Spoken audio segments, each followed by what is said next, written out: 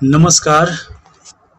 मैं आपका दोस्त आपके बीच लेकर आया हूँ एक नया वीडियो, जिसमें देखेंगे जो संगीत के परीक्षा में बहुत ही महत्वपूर्ण प्रश्न हैं और आने वाले आगामी स्टेट बीपीएससी में बहुत ही मदद करेगी। तो आप सभी का सुगम संगीत ऑफिशियल यूट्यूब चैनल पे स्वागत है। तो आइए देरी न करते हुए चलते हैं क्वेश्चन की तरफ। सबसे पहला क्वेश्चन है, the history of the yearly music of India किस काल में लिखी गई। क्वेश्चन है, the history of the yearly music of India किस काल में लिखी गई। तो इसका आंसर होगा पूर्व पाषाण काल, यानी कि ऑप्शन नंबर ए इसका सही होगा। दूसरा नंबर है क्वेश्चन, ईरानियों के धर्म ग्रंथों का नाम क्या था।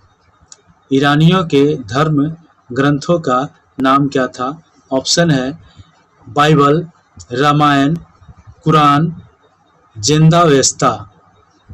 तो इसका आंसर होगा क्वेश्चन नंबर 2 का जिंदावेस्ता। चलते हैं आगे की ओर और देखते हैं अगला क्वेश्चन। अगला क्वेश्चन है तीसरा number, the rise of the Indian music के लेखक कौन है। The rise of Indian music के लेखक कौन है। ऑप्शन है याल्डी रसेल, डास्की, गलकई लमील, कार्डी एल सोम्स। इसका आंसर होगा ऑप्शन नंबर ए याल्डी रसेल। क्वेश्चन नंबर चौथा है, प्रति सांख्यान ने अपनी कौन सी पुस्तक लिखी थी। ऑप्शन स्वर्णिम पथ, वी जिंदावेस्ता, the claw of Indian music, भारतीय संगीत का इतिहास। तो इसका आंसर होगा चौथा नंबर स्वर्णिम पथ। देखते हैं आगे क्वेश्चन क्या है और चलते हैं पांचवें क्वेश्चन की ओर। पांचवा क्वेश्चन है, वैदिक काल में लोक संगीत की रचना कौन करते थे। वैदिक काल में यानी कि बहुत साल पहले वैदिक काल में लोक संगीत की रचना कौन करते थे। तो लोक संगीत की रचना वैदिक काल में हमारे ब्राह्मण करते थे। तो इसका ऑप्शन ए होगा ब्राह्मण। क्वेश्चन नंबर 6, कनिष्क काल के संगीत में किस नृत्य का प्रचलन था। कनिष्क काल के संगीत में किस नृत्य का प्रचलन था। तो उस समय कौन सा नृत्य प्रचलन में था। तो उस समय आपको बता दें कि उस समय कल्पना नृत्य प्रचलन में था। 7वां है, बुद्ध चरित्र नामक महाकाव्य की रचना किसने की। बुद्ध चरित्र नामक महाकाव्य की रचना किसने की। ऑप्शन है कालिदास, बृहदत्त, अश्वघोष, बाबर। इसका आंसर होगा अश्वघोष। अगला क्वेश्चन है 8वां नंबर, गरबा नृत्य की नींव किस काल में रखी गई थी। गरबा एक प्रकार का डांस होता है, वह किस काल में उसकी नींव रखी गई थी वो बताना है। ऑप्शन है मौर्य काल, शुंग काल, वैदिक काल, मुगल काल।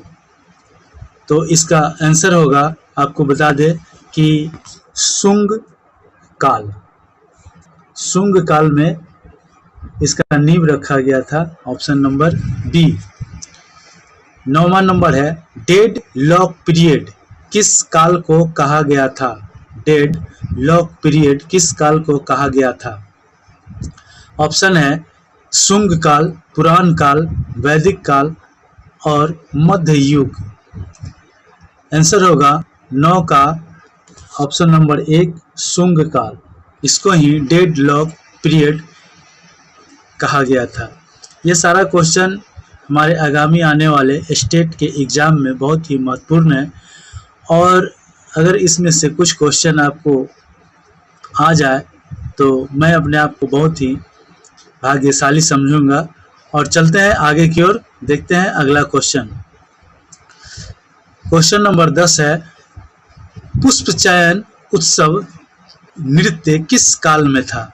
पुष्प चयन नृत्य उस उत्सव किस काल में था? ऑप्शन है रामायण युग, महाभारत काल, मौर्य काल, पाणिनि युग। तो इसका आंसर होगा ऑप्शन नंबर डी पाणिनि युग। 11 नंबर क्वेश्चन है, गिरबंधु संगम नामक सांगीतिक पर्व किस काल में लगता था? गिरबंधु संगम नामक सांगीतिक पर्व किस काल में लगता था? ऑप्शन है पाणिनि काल, बौद्ध काल, शुंग काल, वैदिक काल। इसका आंसर होगा बौद्ध काल। अगला क्वेश्चन है,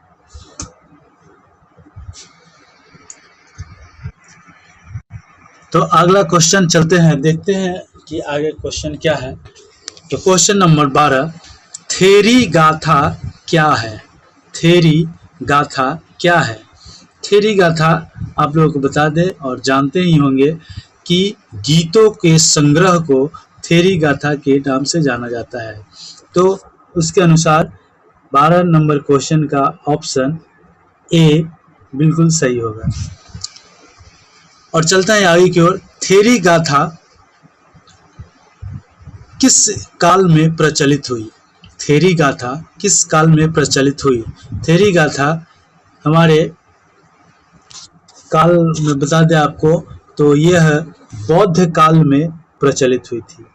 बौद्ध काल, बुद्ध के जो काल थे उस समय थेरी गाथा का प्रचलन था। और थेरी गाथा में बहुत सारे गीतों का संग्रह होता है, बहुत सारे प्रकार के गीत का संग्रह, उसे ही थेरी गाथा कहते हैं। चलते हैं आगे की ओर और देखते हैं क्वेश्चन नंबर 14, थेरी गाथा में कितने गीतों का संकलन था? थेरी गाथा में कितने गीतों का संकलन था? तो आपको बता दें कि थेरी गाथा में कुल 522 यानी 522 गीतों का संकलन था। उसके अनुसार इसका आंसर होगा ऑप्शन नंबर बी 522।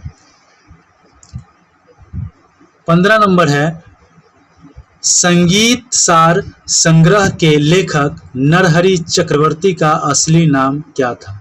संगीत सार संग्रह के लेखक नरहरि चक्रवर्ती का असली नाम क्या था? इसका आंसर होगा 15 का ऑप्शन नंबर, आपको बता दें, कालिदास, घनश्याम दास, काशीनाथ, विष्णु शर्मा। तो 15 का आंसर होगा option number C Kashinath. Kashinath. अगला क्वेश्चन है, थेरी गाथा को कितनी भिक्षुणियों ने रचा था? थेरी गाथा को कितनी भिक्षुणियों ने रचा था? ऑप्शन है 70, 50, 73, 80।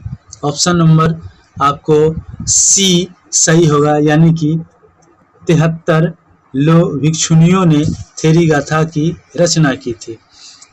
अब चलते हैं आगे की ओर और देखते हैं क्वेश्चन नंबर 17, नाट्यशास्त्र ग्रंथ किस युग में लिखा गया था? नाट्यशास्त्र ग्रंथ किस युग में लिखा गया था?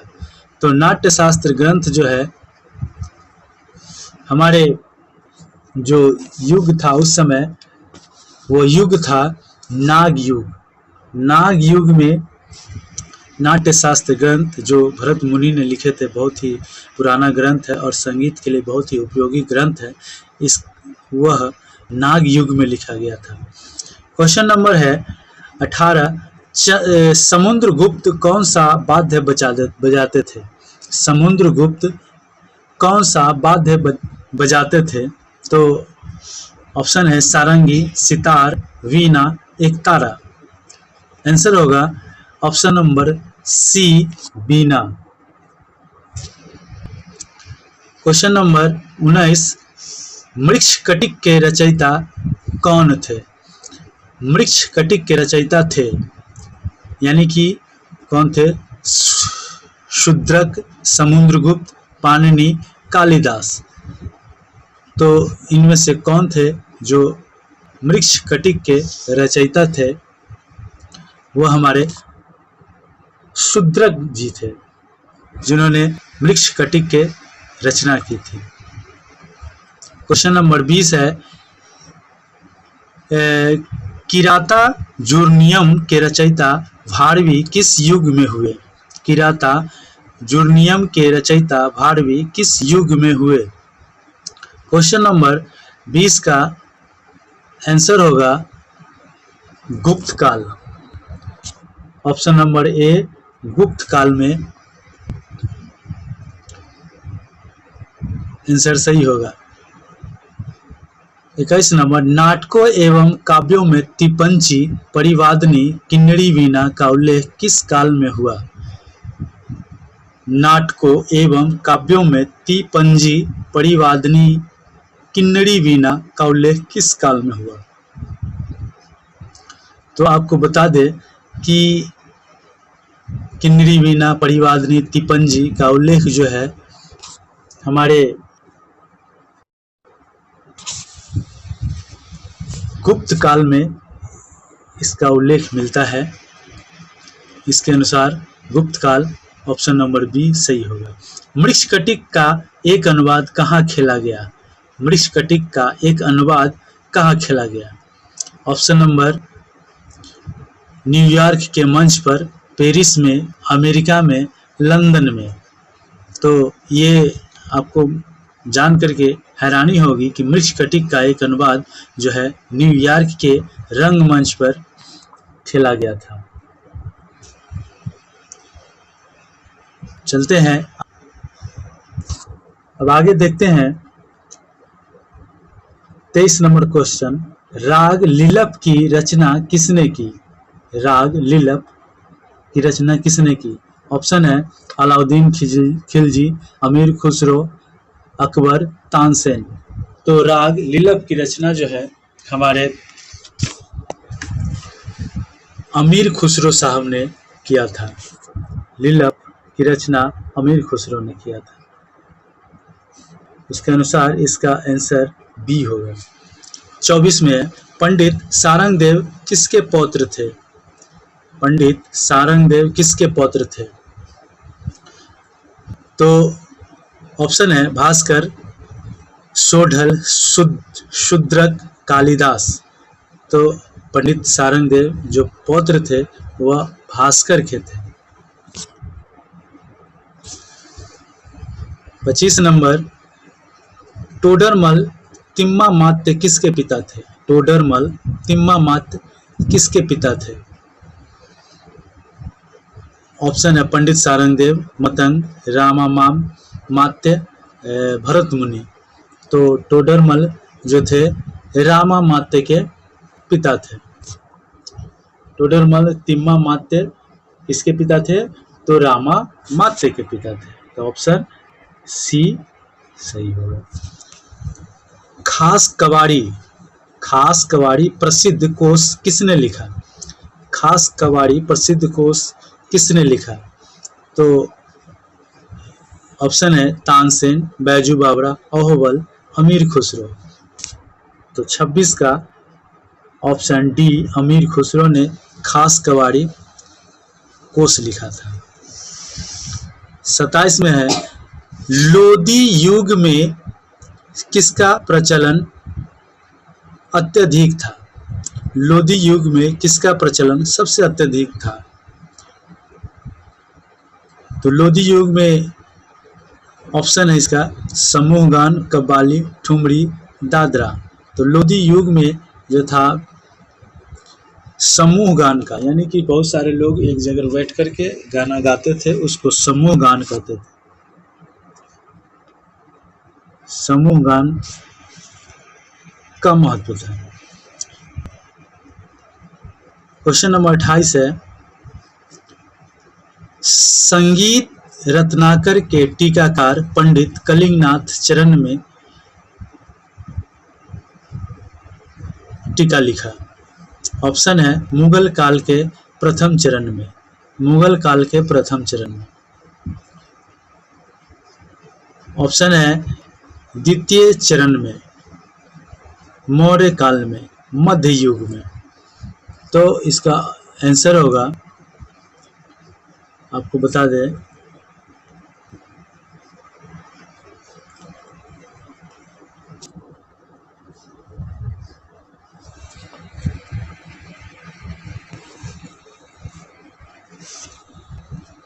ए नंबर ही मुगल काल के प्रथम चरण में,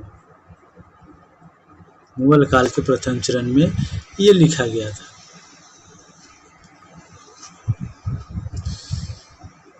क्वेश्चन नंबर 29, ताजमहल को काल के गाल का आंसू किसने कहा?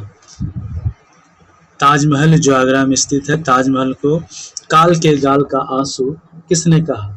ऑप्शन है तानसेन, अकबर, हुमायूं, महाकवि टैगोर। महाकवि टैगोर। तो हमारे महाकवि टैगोर जो थे, उन्होंने ही ताजमहल को काल के गाल का आंसू कहा था। क्वेश्चन नंबर 30 और इस श्रृंखला का लास्ट अंतिम क्वेश्चन है, ट्री टाइगर ऑफ हिंदुस्तान के लेखक कौन थे? ट्री टाइगर ऑफ हिंदुस्तान के लेखक कौन थे? ऑप्शन है फ्राइनो, कप्तान बिलर्ड, डॉक्टर अडनोर, डिजिक। ये बहुत ही VVI क्वेश्चन है, आप लोग ध्यान रखिएगा। ट्री टाइगर ऑफ हिंदुस्तान के लेखक है कप्तान बिलर्ड।